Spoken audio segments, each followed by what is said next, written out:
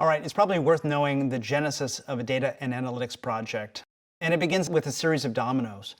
We like to think of the first domino as the general manager. Now, in the case I'd like to share with you, this might be somebody in a nonprofit or non-commercial institution.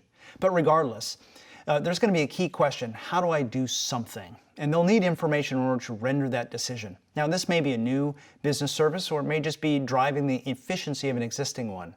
So they're going to turn to the business intelligence team. Now, on that team, you might find what we call a data scientist. This is somebody who has expertise in both programming as well as mathematics.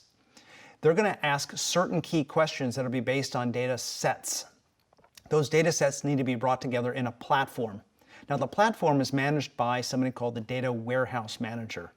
They are the keepers of the single version of the truth. And that's where the data is engineered, brought together, synthesized. The gaps are filled so that the scientists can answer those questions with proven theories.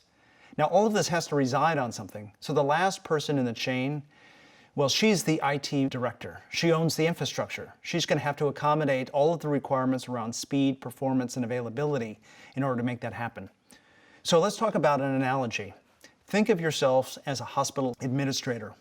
Now, we know that infection, secondary infection, is one of the big problems in hospitals. There are a lot of bugs going around.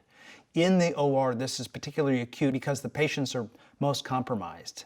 So if the decision was to reduce sepsis in the OR, that's a business decision, which means that the scientists are going to find out the leading indications for where that might occur.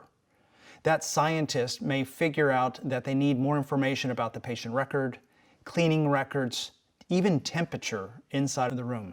They're going to turn to the data warehouse manager to be able to put a platform that composites patient records, history, and even genomic information about the likelihood of infection by people of similar profiles.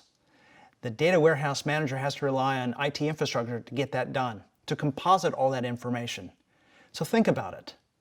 A business decision is an IT consequence, and this is really important. So as we think about it, as we get engaged, recognize there are many stakeholders in this environment. It's important to know who you're talking to and what their desires are.